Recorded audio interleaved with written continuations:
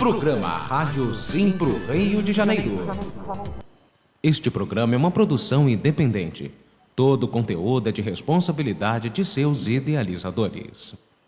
No ar, Rádio Simpro Rio. Vai, Márcio. Boa tarde, amigos. Boa tarde, amigas. Está entrando no ar mais um programa Rádio Simpro Rio, um programa do Sindicato dos Professores do Município do Rio de Janeiro e região, o Simpro Rio, em parceria com a Mundial News, a mais antiga rádio na internet do Brasil.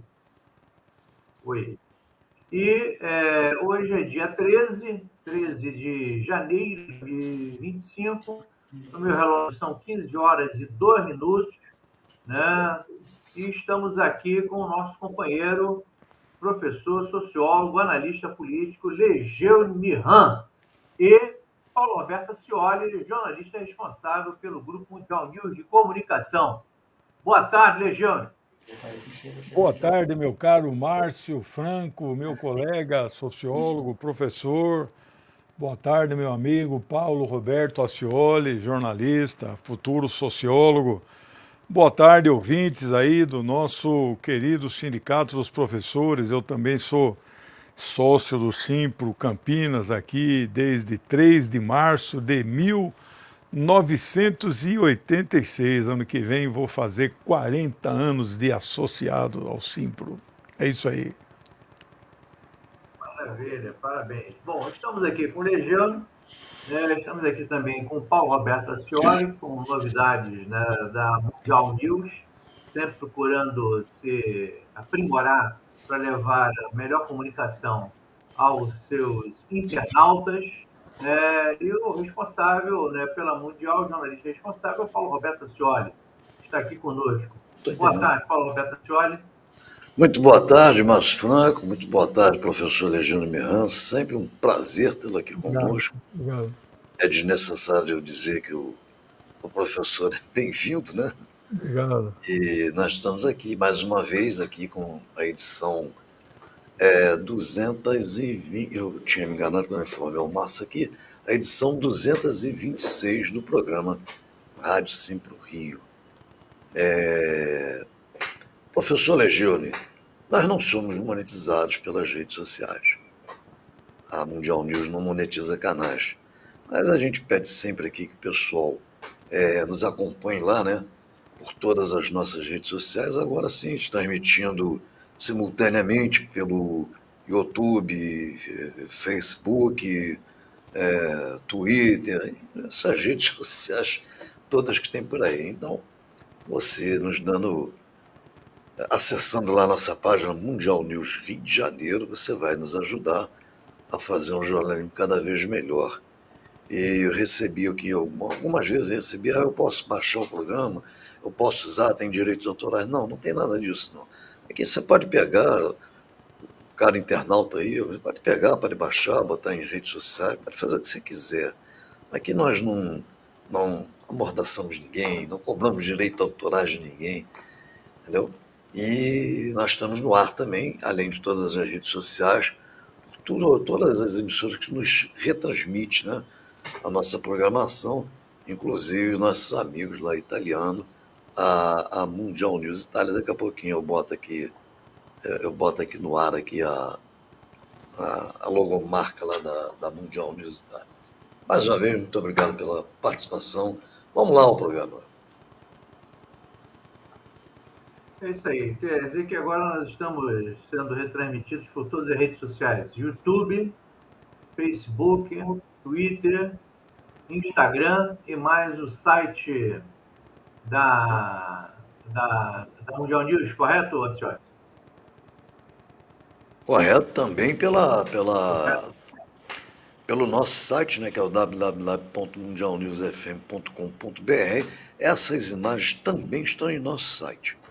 Então, na realidade, são as redes sociais, mais o site da Mundial News. Entendeu? Esse nós implementamos no final do ano passado, né, se eu não me engano, já no finalzinho de novembro, de outubro para novembro, mas as imagens também estão lá.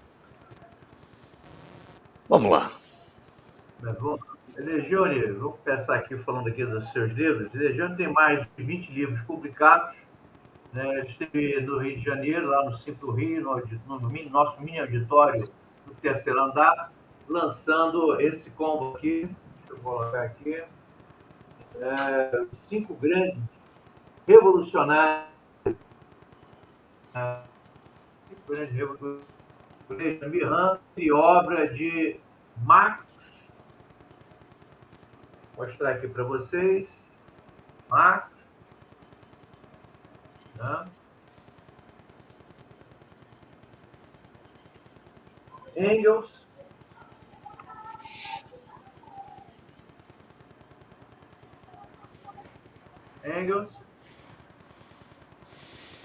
Lenin.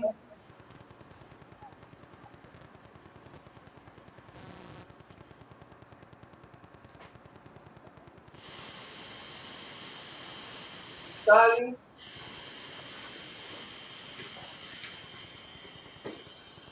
E Mao Tse-tung, ou Zedong, né? Pela nova tradução, né, do chinês, Mao Zedong. Antigamente a gente falava Mao Tse-tung, né? Agora é Mao Zedong. E tem vários outros livros, tem também esse livro aqui,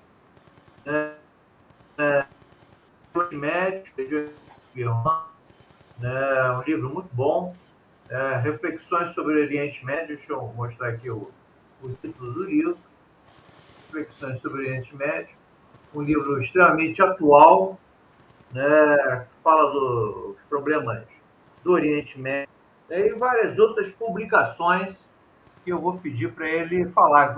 Já tem um novo livro aí para ser publicado, né, Alexandre?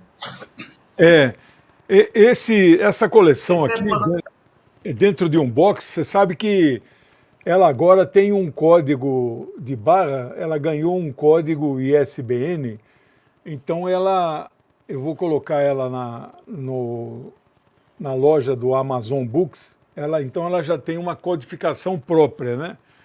E ela está na minha lojinha da minha editora, ela consta de quase 2.000 páginas editorializadas, né? 800 ilustrações, todas as ilustrações são legendadas, tem lá explicação, foto, imagem, ilustração, diagrama, né? É uma biografia dos 5 grandes revolucionários, né? Que é o título da coleção, né? Os 5 grandes revolucionários, e tem o resumo de todas as principais obras destes 5 grandes homens, né? Infelizmente não teve nenhuma mulher que liderou uma dessas revoluções. Eles fizeram grandes revoluções aí, que foi na Rússia e na China, né? E o pensamento deles foi imortalizado, né? O pensamento deles orientou revoluções que aconteceram no Vietnã, no Laos, no Camboja, em Cuba, em Angola, em Moçambique, e em todos os lugares do mundo, e continuam acontecendo, né? E continuam norteando pessoas no século XX, no século XXI, e vão continuar. O pensamento desses homens, eles são imortais, né? Claro que o pensamento foram se desenvolvendo, né? Eu estou lançando um livro novo, o Márcio e o Paulo, eu estou finalizando, a capa dele já está pronta. Até o final do programa eu mando para vocês, se puder colocar na tela.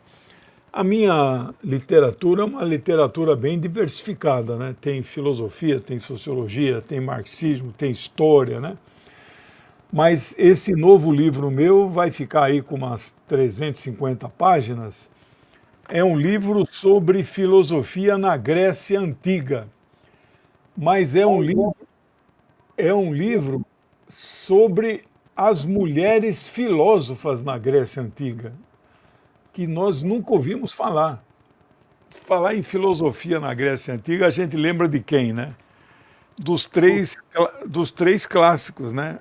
Aristóteles, Não, se falar pela ordem, é Sócrates, Platão e Aristóteles. Aristóteles é o caçula, né? É o menorzinho, mas tem os pré-socráticos, né? É, Demócritos, Aristarcos, Pitágoras, né? Tem uma infinidade, mas a gente não conhece uma mulher filósofa, pois vocês vão conhecer. Eu desenterrei, porque elas foram invisibilizadas, né? Elas foram apagadas da história. E eu fui atrás e vou trazer no Brasil 20 mulheres filósofas que nós nunca ouvimos falar. Nomes assim que soam estranhos para nós. Arignote, Mia, Melissa, sabe assim, Temistocléa, sabe? Então, o machismo da época apagou essas mulheres da história.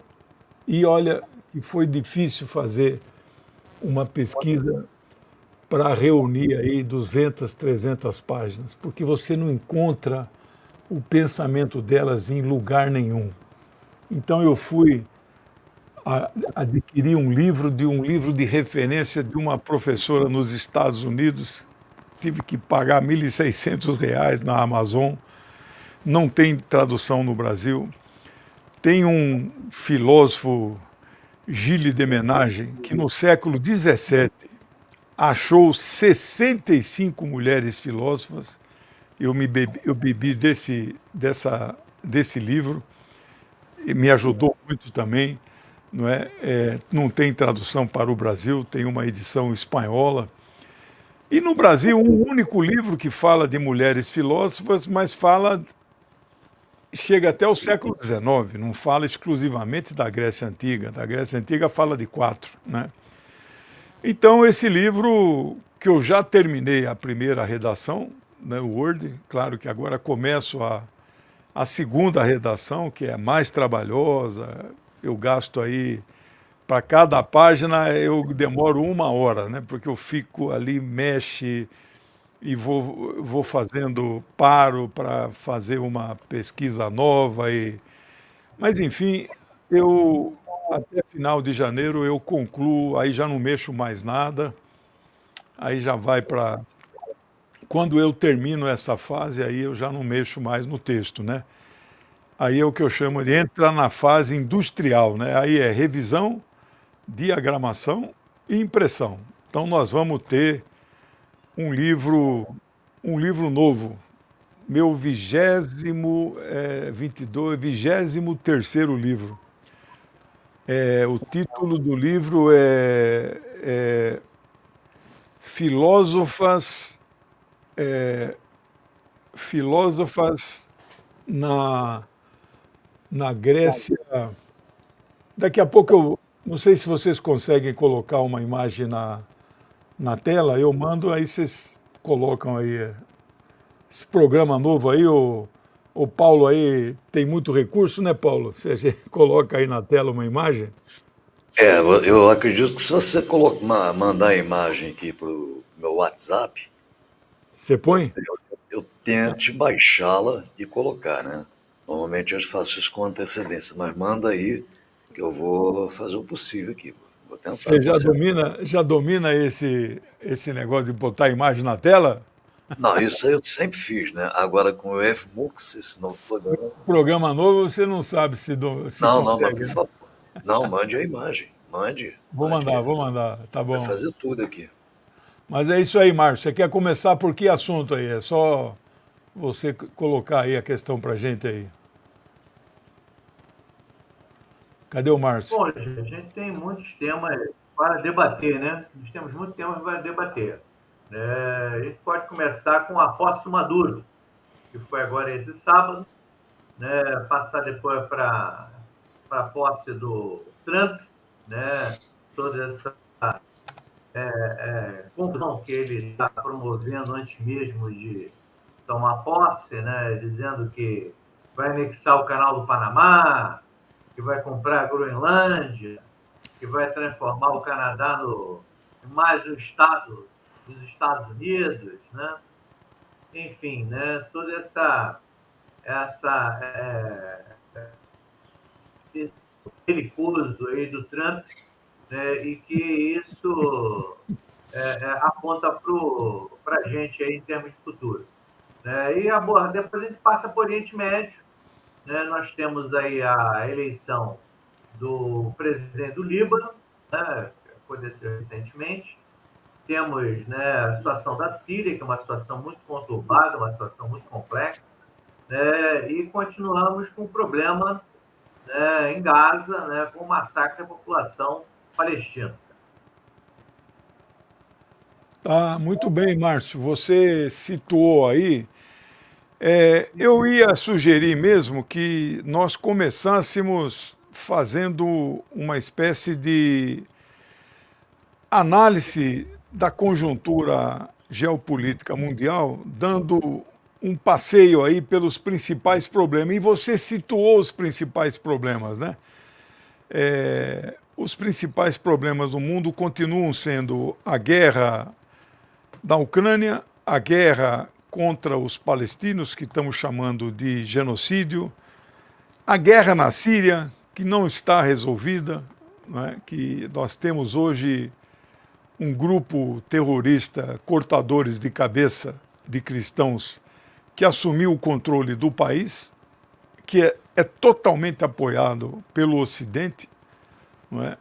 Que é uma novidade. O Ocidente que não conseguiu fazer uma transição ali, digamos, negociada com o governo do Dr. Bashar al-Assad, e teve que acabar apoiando terroristas que cortam cabeças e que eram terroristas que estavam com a cabeça deles a prêmio. Os Estados Unidos estavam dando 10 milhões de dólares por esse que hoje é o líder de fato da Síria, né, o Jolani.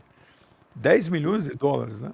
Já retiraram esse prêmio agora, porque ele só usa terno e gravata, só usa roupa Armani, né?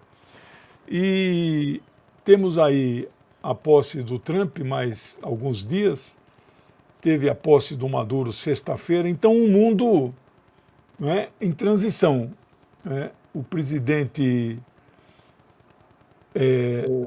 Lula assumiu a presidência rotativa do BRICS. De forma muito estranha, uma presidência curta dos BRICS. Ele optou, em vez de fazer um evento anual dos BRICS no final do ano, para usar mais a sua presidência, ele marcou a reunião anual dos BRICS em julho, né? Portanto, nossa presidência dos BRICS vai ser curta, 7 meses, né? Mas tudo bem, é uma presidência dos BRICS e isso é muito importante. A posse do Maduro, começando por isso, que é o fato mais importante, transcorreu em um clima de normalidade. O Edmundo González Urrutia, que se apresentava como presidente eleito, legítimo, não entrou no país. Se entrasse, seria preso, ele sabia disso. Ele preferiu a liberdade fora do país do que a prisão dentro do seu país, né? A Maria Corina não tinha saído do país, encenou lá que teria sido detida, mas não foi. Ela mesmo reconheceu que não foi, mas toda a mídia acabou divulgando uma fake news de que ela teria sido detida e solta em seguida. Mentira, não foi admoestada, não há nenhuma ordem de prisão contra ela, mas contra o Edmundo sim, porque ele é um foragido da justiça. E todos nós sabemos, quando o Poder Judiciário decreta a prisão, quem executa a ordem é o Poder Executivo, se é assim no mundo inteiro. Então não é o Maduro que prenderia, né? É o Maduro que prende a serviço da justiça. Mas o Edmundo não foi. E houve lá algum tumulto, mas eles não têm a força que já tiveram no passado, não conseguiram tirar o brilho da força que foi a posse. O Maduro é um trabalhador. Lula, esses dias, deu uma declaração de que ele é o único trabalhador eleito em uma democracia liberal, etc. O Lula, acho que não tem, não sei se é de propósito que ele faz isso para valorizar aí a sua própria história, né? Primeiro que ele não é o único de origem operária que foi eleito presidente, né? O Walesa, na Polônia, um homem de extrema direita, anticomunista, também era um operário, né? Mas não é só isso, o Maduro é um proletário no sentido marxista do termo, né? Ele é um condutor de ônibus, todo mundo sabe disso. E mais do que isso, ele é um descendente dos chamados povos originários, indígena, né? Se não é puro sangue, é um mestiço, né? Ele não é descendente de espanhóis colonizadores, né? Ele é um cara local, né? Então, o Maduro proletário e descendente dos povos locais. Então, ele é um proletário. E outros que a gente poderia dar aí como exemplo, né? Bom, então, a posse do Maduro transcorre. E o Brasil rebaixou a sua representação na posse ao máximo. Mas temos que olhar aquele copo metade vazio, metade cheio. Nós temos que olhar com um olhar otimista. Nós poderíamos não mandar ninguém nessa posse. Seria um desastre. Não mandar ninguém, o que significa do ponto de vista diplomático? Teria significado, porque nós mandamos alguém. O que significaria? Que nós não reconheceríamos o governo de Maduro. Ao mandarmos a nossa embaixadora em Caracas, significou, né? Já foi, que nós reconhecemos o governo Maduro, em que pese todo esse passado aí de fiscal de urna, pedir boletim de urna, pedir ata. Olha, essas bobagens que o presidente Lula já virou a página dessa história. Já falou, não, esse aí é um assunto agora da Venezuela, isso eles que vão resolver, etc. Já não está mais tocando nesse assunto, que nunca deveria ter tocado, porque esse não é assunto do Brasil, isso é um assunto do povo venezuelano.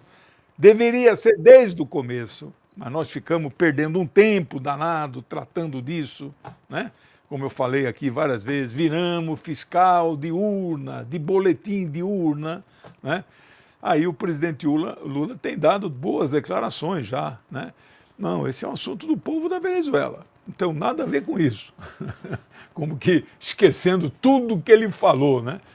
Então ele mandou uma representante. O Brasil se fez presente na posse. Isso é muito positivo, não é? Ou seja, reconhecemos a posse.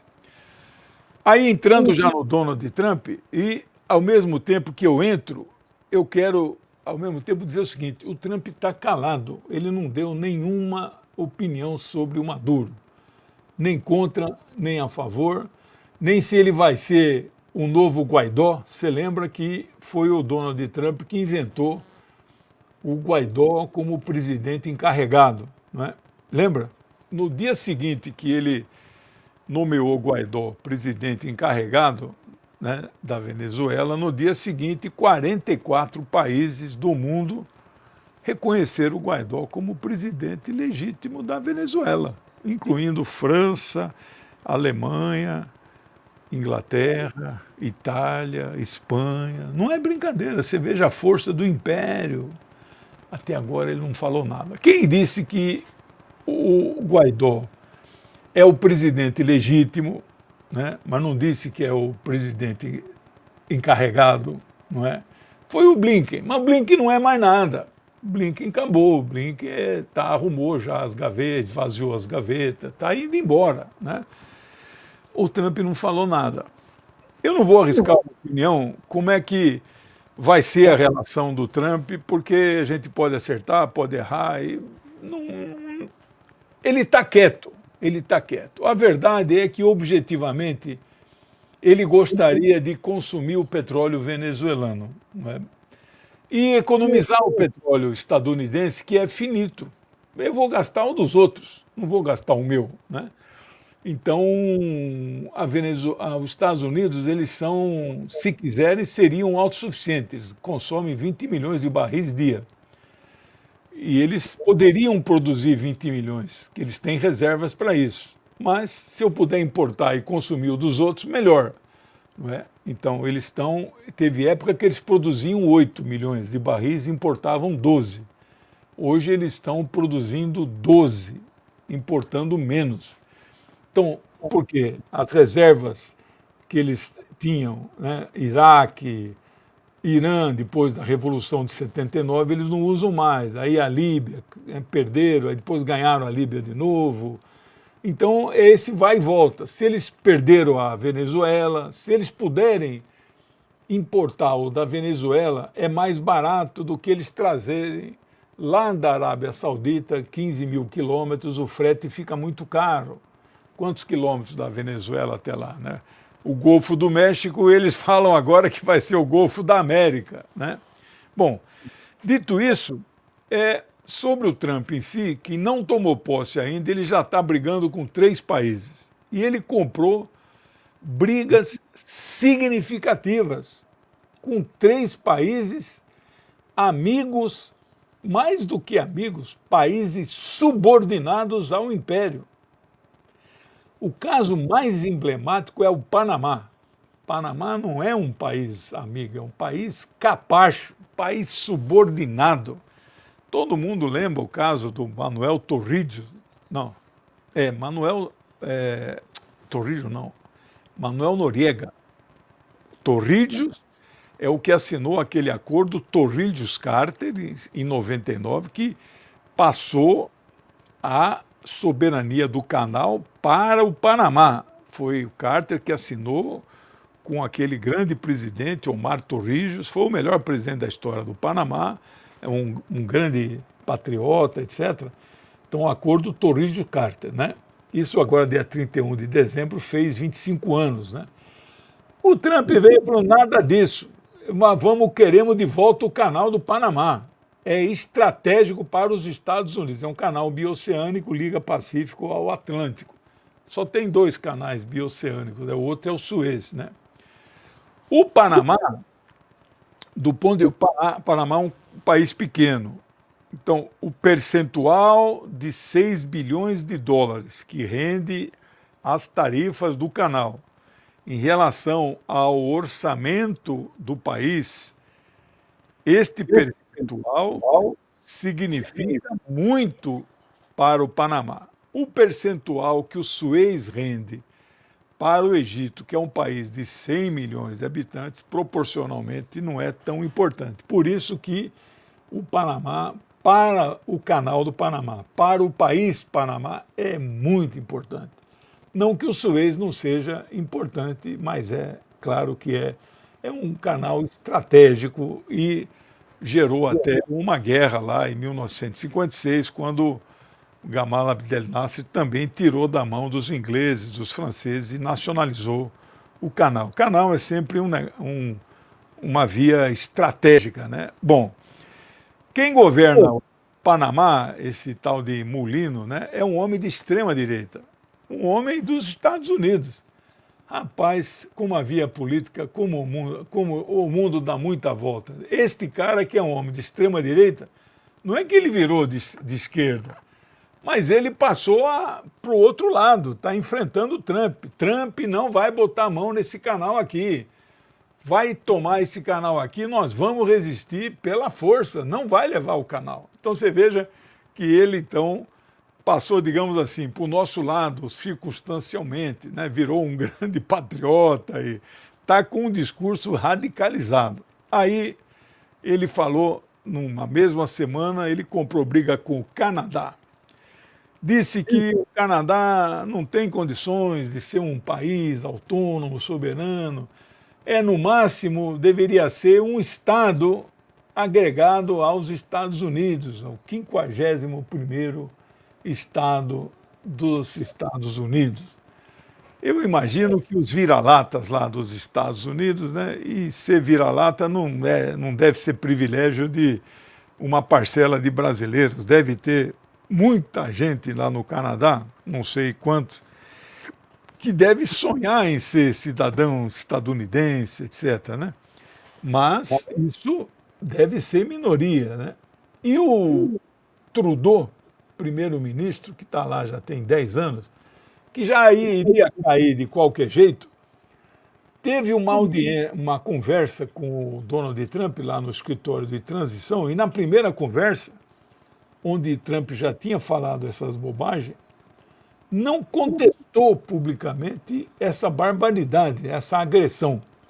E isso aí foi a morte, né? Aí mesmo que ele, então, apressou aí ele teve que renunciar à sua liderança dentro do partido, né? E só na semana seguinte que ele, então, contestou, isso jamais vai acontecer, etc e tal, mas o Trump não mudou de posição e continua defendendo essa ideia de que o Canadá não deve existir como um país soberano. Por fim, ele acabou defendendo a tomada da maior ilha do mundo, que é a ilha da Groenlândia. É uma ilha da região do Ártico, né? O Ártico. O Ártico são poucos os países que têm acesso, que têm territórios no Ártico.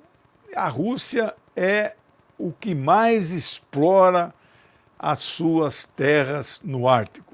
Ali a Rússia explora petróleo, explora gás e as chamadas terras raras. Terras raras é aquelas chamadas terras onde produzem minérios, onde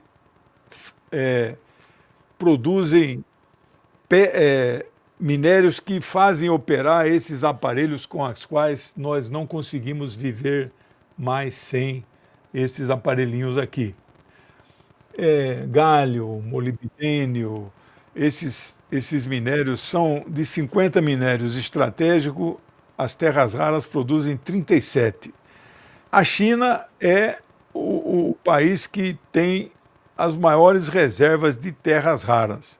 Depois vem o Ártico, a Rússia tem. E a Groenlândia vem na terceira posição. E aí os Estados Unidos, agora o Trump quer a Groenlândia para eles. Em 1946, os Estados Unidos tentaram já comprar a Groenlândia, né? Eles têm o dólar, eles fabricam a moeda, fica imprimindo lá 24 horas por dia. A Casa da Moeda não para de fabricar o dinheiro, sem lastro nenhum, todo mundo aceita por causa do império, né? Então, mas a Dinamarca não quis vender. Hoje eu não tenho claro que a Dinamarca não vai ceder, né? O ministro das Relações Exteriores deu uma declaração, ele usou o termo, é improvável que a Dinamarca ceda. Olha, improvável é uma palavra que é diferente de impossível. Bom, a Groenlândia é habitada por 57 mil locais, pessoas, né? Aí há um movimento lá pela autonomia, que já tem uma certa autonomia, mas digamos assim, um movimento para uma certa independência. Então vamos dizer que eles querem que a Groenlândia vire um país. Se isso acontecer, provavelmente não vai ser o menor país do mundo, tem algumas ilhas no Pacífico que têm direito de voto na ONU, Tuvalu, Nauru, são esses paizinhos de ilhas aí, vota sempre com os Estados Unidos quando é contra Israel, a favor dos palestinos, fim do bloqueio em Cuba, esses países votam sempre com os Estados Unidos, né? Nauru, são países que devem ter aí 30, 40 mil e tal, né? Então, É possível que formar um país com 57? É possível, né? Mas é inviável um país desse, né? Uma ilhazinha lá, né? Não tem. Então eles estão com essa opção, né? Essa possibilidade, né? Eles transformarem-se em país, serem vendidos por os Estados Unidos ou ficar do jeito que está, né? Mas de qualquer maneira, a Dinamarca, que é membro da OTAN, passou a vida inteira falando para os seus cidadãos dinamarqueses que o inimigo era a União Soviética e depois o inimigo é a Rússia, e agora eles têm que dizer que não é nada disso, viu? O inimigo perigoso que quer tomar a nossa Groenlândia chama-se Estados Unidos da América, né? Olha como o mundo dá muita volta, né?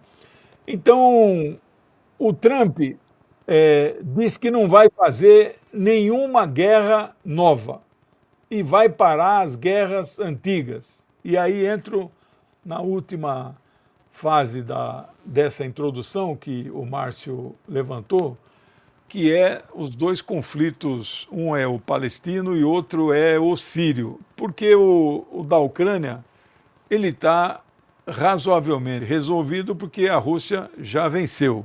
E o Trump diz que esse é um que ele vai parar, mas eu vou dar 3 linhas sobre ele no finalzinho. Sobre a Palestina e sobre a Síria, sobre a Palestina, hoje naveguei 4 horas da manhã, antes de o Bom Dia 247, que eu estou lá todos os dias 6h30, eu começo a visitar os portais internacionais, que são 25.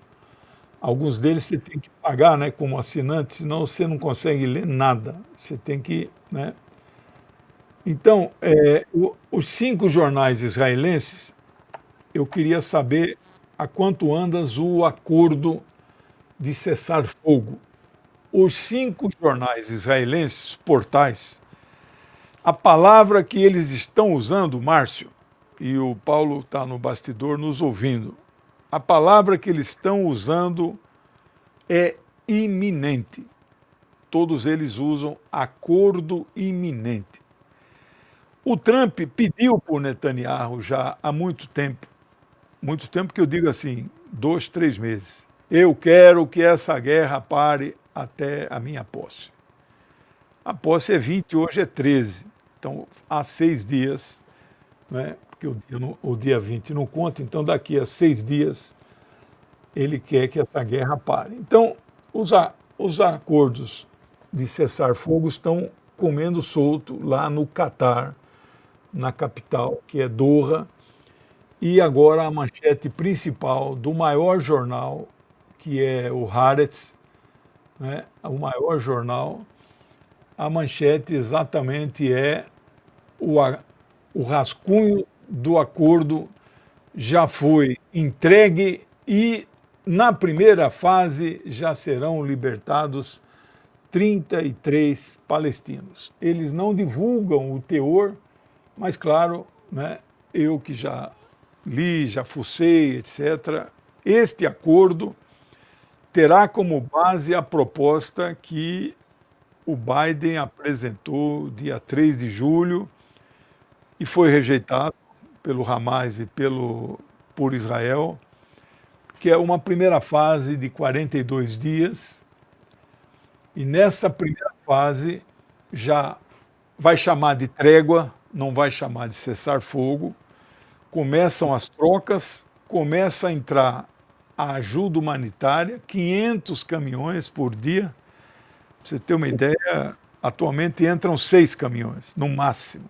Não é? Para você ver o colapso que está a questão humanitária, né? Vão passar em 500, os hospitais voltam a funcionar e tudo melhora, tudo melhora. Mas Israel ainda não sai do enclave. Passados 42 dias, a segunda fase vai chamar cessar fogo. Aí alguns autores dizem que trégua e cessar fogo é a mesma coisa. Eles interpretam que não é, né? A segunda fase, Israel começa a se retirar. Então, o que falta resolver é, na segunda fase, quem é que vai administrar Gaza, né? Então, o Hamas cedeu, a grande cedência foi o Hamas aceitou tropas israelenses na primeira fase em Gaza. Sobre a Síria, é uma questão, você veja que o que o imperialismo não faz, o inimigo principal da França e da Alemanha é a Rússia nesse momento. E os dois ministros das relações exteriores, no caso da Alemanha, é aquela mulher, Annalena Baerbock, que é do Partido Verde, mas é uma fascistinha de extrema-direita. Ela esteve na Síria com o cortador de cabeça, que não apertou a mão dela, vocês viram as imagens, né? Ela foi dar a mão assim, ele bate no, né? Porque muçulmano não pega na mão de mulher, ainda mais ele que é um fundamentalista, ela teve que ficar com a mão no ar, aí ela fez assim, né? E a foto que tirou ao lado dele, naquelas cadeiras maravilhosas de madrepérola, vocês já viram a foto daquelas cadeiras, né? A foto dela saiu borrada, né? Porque ela não pode aparecer também ao lado do cara, né? Mas você vê aqui, aqui humilhação essa mulher se submete, por quê? Porque o grande objetivo dela e do homólogo dela francês, qual é? Eles foram pedir para esse cortador de cabeça, que é agora o líder, né? Líder de fato, ele não tem cargo, né? Pediram para ele exigir que a Rússia desmonte as suas duas bases militares na Síria. Ele não vai fazer esse pedido, porque ele sabe a força que a Rússia tem, não é? Então, isso não aconteceu, né? E finalizo com 3 linhas, né? O Trump disse que pararia a guerra na Ucrânia no dia da posse. Ele mandou o representante, nomeou um general 4 estrelas da reserva para parar a guerra. A guerra, meus amigos, não vai parar, também não vai continuar, porque a proposta que ele apresentou não vai parar a guerra. Só isso que eu quero dizer para vocês. De forma resumida, ele fez uma proposta que é adiar o ingresso da Ucrânia na OTAN por 20 anos, em primeiro lugar. Segundo, congelar os locais de conquista territorial da Rússia até este momento, que é onde estão os contatos dos dois exércitos, não é? E tem uma terceira proposta, e mandar algumas tropas de alguns países que não são tropas da OTAN para dar segurança para a Ucrânia. A Rússia já rejeitou as 3 propostas. Primeiro, que não tem essa história de adiar por 20 anos. A proposta da Rússia é jamais a Ucrânia entrará na OTAN. Segundo, não tem esse negócio de congelar até onde a Rússia conquistou. A Rússia exige o reconhecimento territorial das terras ocupadas, que já são russas, não é? Já estão incorporadas à Rússia, né? E terceiro, a absoluta neutralidade militar da Ucrânia, sem nenhuma presença de tropas estrangeiras. Então, essa proposta não vai parar a guerra. Pessoal, um resumo dos temas que vocês me instaram. Professor Legione Mihan, eu recebi a imagem aqui, aliás, muito bem feita, parabéns aí. Vou colocar lá na tela para você fazer aí conforme você pediu, um comentário aí sobre as filósofas gregas. Tá aí a imagem. Então, pessoal, eu estou aqui, é uma capa ainda que vai ser melhorada, né? Esses quadradinhos aí são 20 imagens das filósofas, né? Que eu estou aí concluindo, já está feito a primeira redação, e agora vai ter alguns anexos de alguns experts, todos eles estrangeiros, né? Ninguém escreve sobre mulheres filósofas, né? Na antiguidade clássica. Eu vou publicar alguns anexos e a bibliografia, que eu ainda não concluí. E a última coisa que a gente escreve no livro é a apresentação, né? Eu aprendi isso, que é, então, quando você apresenta para os leitores o que é que eles terão pela frente quando adquirirem essa obra. Eu estou muito feliz em ter escrito esse livro, que já está pronto em primeira redação, né? Porque é um livro que me deixou muito triste, a redação. Por quê? E me tirava lágrimas em alguns momentos. Por quê? Porque não tinha fontes de pesquisa. O último capítulo que eu escrevi foi o capítulo de uma filósofa chamada Melissa. A maioria delas, das 20, você não sabe a data do nascimento delas, dia e o mês. Você sabe só, no máximo, o ano que ela nasceu. Algumas, você sabe só o século, para você ter uma ideia, né? Então, é impressionante, é uma tristeza assim que de embargar a gente fica, o que o machismo fez com as mulheres, e elas eram fenomenais. Mas como é que eu sei que elas eram fenomenais? Porque o pensamento delas apareceram nas obras de filósofos homens. Então, o impacto do pensamento delas apareceu nas obras de outros homens. Elas eram importantes. Mas por que não preservou a obra delas? Sabe por quê, Márcio e Paulo? Porque elas escreviam em papiros, não tinha caderno naquela época. E o papiro, ele tem um tempo de validade. Se você não copia, e daqui a 100 anos outra pessoa copia de novo, ele não chega até nós. Para você ter uma ideia, né? A gente que contesta, por exemplo, a Bíblia, né? A gente que... Você sabe que eu estudo muito a Bíblia, né? Cadê os originais do Novo Testamento? Não tem nenhum original chegou até nós. Mas tem 5.600 manuscritos preservados. Mas 5.600 manuscritos, né? Acho que pode tirar já a imagem da capa. Tá bom. 5.600, né? Você sabe, Ilíada, né? Aquele do Homero, sabe quantos manuscritos, que é cópia de cópia de cópia, sabe quantos tem? 80.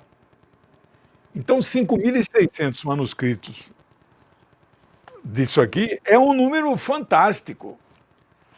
Agora, de uma carta que a Melissa escreveu falando como as mulheres devem se comportar dentro do matrimônio, por exemplo. Como é que preserva isso? As pessoas tinham que copiar e um outro copiar de novo, copiar de novo. Aqueles copistas que a gente conhecia naquelas abadias tinham que preservar isso. E eles não copiaram os livros que elas escreveram na época. Isso é uma tristeza, demais de tristeza. Mas para dizer que vocês nunca ouviram falar de nenhuma, vocês ouviram falar de uma, né? Hipátia de Alexandria. Tem até um filme sobre ela que eu recomendo, está aí disponível no YouTube. Infelizmente está disponível a cópia dublada. Eu sou muito radical, eu não assisto nada dublado, então eu não assisti a cópia, só assisti quando passou no cinema, né? É muito lindo. Vocês assistiram o filme legendado? Passou no cinema, Hipátia de Alexandria. Essa aí então ela foi assassinada por uma horda de cristãos porque ela não quis se converter ao cristianismo, né? Então, essa aí vocês já ouviram falar, né? Mas fora disso, Macrina, a jovem, Hipárquia, que não é Hipátia, nunca ninguém ouviu falar. Temistocleia é a mais antiga delas. Quando você ouve falar assim, ela sacerdotisa, cortesã. Então ela entra para a história como cortesã, sacerdotisa do templo de Delfos. Não, elas eram filósofas, elas eram consultadas, oráculos do templo de Delfos. Você não sabe o que é isso, meu amigo? Vinham reis, imperadores consultar essas mulheres que entraram para a história como oráculos, como sacerdotisas. Não era como filósofas, sabe? Pensadoras, consultoras, elas orientavam. Temistocleia, a primeira e mais antiga filósofa. Eu abro o livro com ela. Bom, é isso. Obrigado pela propaganda aí. Espero que venda bem. Aliás, não tem dinheiro para publicar ainda, né? Mas tudo bem, Pois é, professor, esse é o grande problema, né, Rafa? Grande problema dos autores brasileiros, né? não tem financiamento. Exato. Eu fiz um programa com 2 escritores Poxa, angolanos, né? é um E eles problema sério, né? eles se queixaram da mesma coisa, né? Então, isso é um grande problema do escritor brasileiro. Mas, professor Legione Mirran, a situação do ex-presidente da República, Jair Bolsonaro, que, segundo as redes sociais, diversos comentários nas redes sociais de pessoas que a gente até considera são pessoas sérias. Eu vi, não gosto eu confesso aqui, de público, que eu não gosto de assistir Globo News, mas por dever de ofício faço como outras publicações, né? E esse mesmo comentário que fica nas redes sociais, eu ouvi na Globo News, que isso era uma preparação de uma fuga do ex-presidente da República, o Jair Bolsonaro, Isso mesmo. dos Estados Unidos. Ocorre que ele sequer foi convidado. Isso. As apurações feitas, tinha um bilhetinho lá, os advogados apresentaram um bilhetinho convidando o filho dele, o Eduardo Bolsonaro. Eduardo. Se eu não me engano, é o 02, não é isso? É. O filho 02 dele. E esse argumento foi uma tirada de mestre do ministro Alexandre de Moraes, né? Libera meu passaporte. Não libera dele no momento que você apresente convite oficial da Casa Branca, assinado por Donald Trump ou um dos seus assessores autorizados lá. Como é que você vê essa situação, hein, professor? Rapaz, olha, esse Moraes, ele é um cara assim com uma visão. Eu nunca imaginaria. Quando foi divulgado o teor do convite, eu, na hora, achei que fosse mesmo um convite, etc. Quando o noticiário divulgou que o Moraes estava pedindo complementação da documentação, eu falei, caramba, o Moraes está cedendo, rapaz, e vai entregar o passaporte, vai autorizar o cara aí para... Mas não, só que não, como diz popularmente. O Moraes pegou no pulo a fraude. Qualquer um de nós entrando lá no sistema, é que vai ter um baile oficial latino famoso, você entra lá naquele negócio, daquele baile, preenche uma documentação, paga não sei o que, uma taxa lá, você recebe de volta esse convite com o site oficial daquele lá, não sei o que, do portal da cerimônia, tudo certinho, com aquele teor que como se fosse te convidando para a posse, meu amigo. Rapaz, mas os caras tentaram e o Moraes pegou no pulo. A fraude. Então esse Moraes aí, olha... E aí ele ainda citou a lei brasileira, artigo tal, que quando tá para instruir o processo penal tem que vir o convite com o papel timbrado original e a tradução com tradutor juramentado, meu amigo. Para cima de Moá, meu amigo, você não vai dar. Então, pode ser até que eles arrumem, né? O Dudu Bananinha né? Come lá dentro né, Pois é. não sei, pode ser até que eles arrumem, não sei. Aí vamos ver aí, se eles conseguirem arrumar, de fato eles vão mostrar assim uma força muito próxima, né, àquele núcleo do poder lá do Donald Trump. Acho difícil. Até agora não apareceu o convite mesmo oficial, né? Mas Você falou uma coisa correta aí. Qualquer documento que é trocado entre países, documentos oficiais, eles têm que ter o que se chama o tradutor juramentado. lamentável. Não é qualquer tradutor. Não, O cara tem que ser um tradutor juramentado. isso. E aí o Bolsonaro dançou nessa, né? E eles foram mais além, diz que por menos, isso não é apenas uma apuração nossa, apuração feita nossa. É. Sempre eu Você falo isso. sabe, Paulo, Eles apuraram, diz que por muito menos ele não fugiu para a Embaixada da Hungria. Houve aquele é, caso. Tudo o, isso, o ex-presidente da República está sendo acusado, né? o tradutor juramentado é concursado no Itamaraty, você sabe, né? Sim, sim, com certeza. Ele usa a logomarca, o brasão da União, né, em cima e Recentemente eu mandei um documento lá para a Itália, né, para renovar a cidadania da minha filha mais velha, e tive que fazer a tradução juramentada, é carinho o mesmo, serviço desse aí, viu?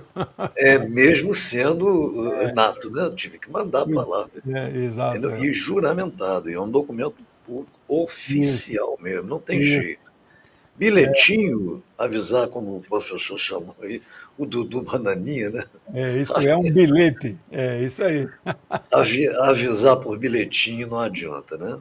Isso faz lembrar o ex-prefeito, né? Ex-presidente da República, Jânio Quadros também, né? Que demitia e admitia por bilhetinho, Um né? bilhetes, Mandava bilhetinho e admitia. Márcio Franco. Bom, gente, são 15 horas e 58 minutos, são 2 minutos para as 16 horas. Né? Estivemos aqui com nosso companheiro e amigo, né? Professor, sociólogo, analista político, escritor, Lejano Mirran, que nos deu a honra de debater conosco questões importantes sobre a conjuntura política internacional, né? China,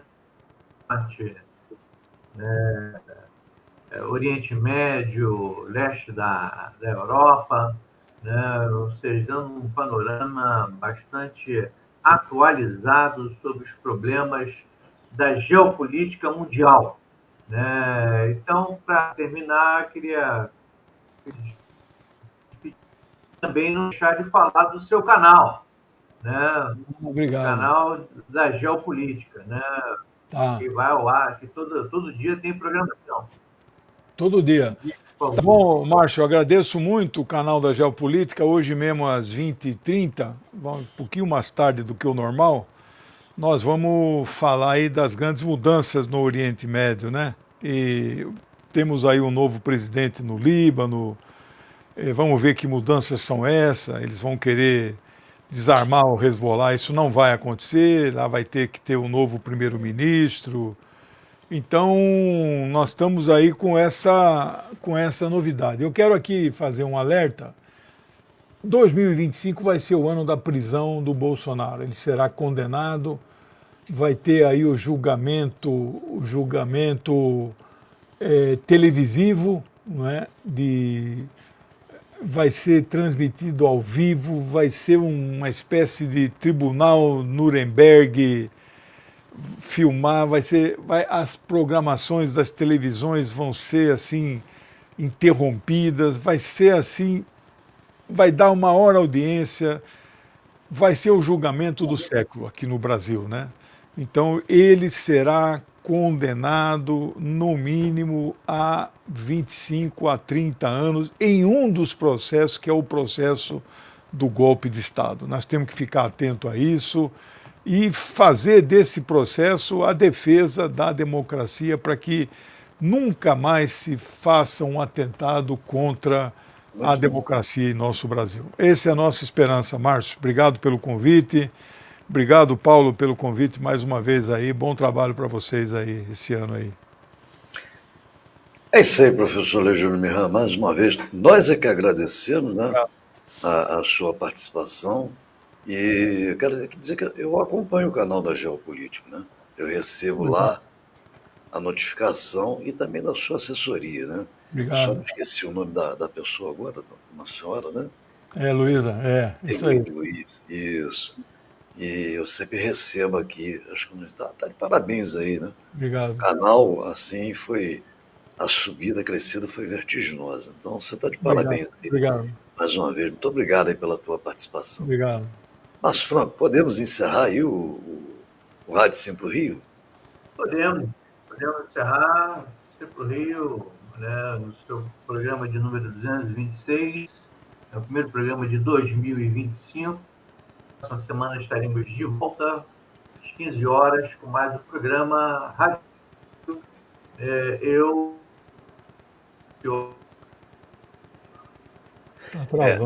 Tá travando aí. Obrigado, internet Jorge. Obrigado, Legione. Tá bom. Márcio, tua internet não é travada aí? Minha Eu só internet queria está travando. fazer Ela está travando. só queria fazer uma correção aqui, por erro meu. O programa do Rádio Simpro Rio é a edição 318. Eu peço desculpas pelo erro, né? Eu errei, mas a edição é 318, já me chamaram a atenção aqui e eu humildemente peço desculpas aí, não só a todos aqui que nos ouvem, pessoal lá do Simpro também, né? Muito obrigado, um abraço a todos e até a próxima edição do programa Rádio Simpro Rio.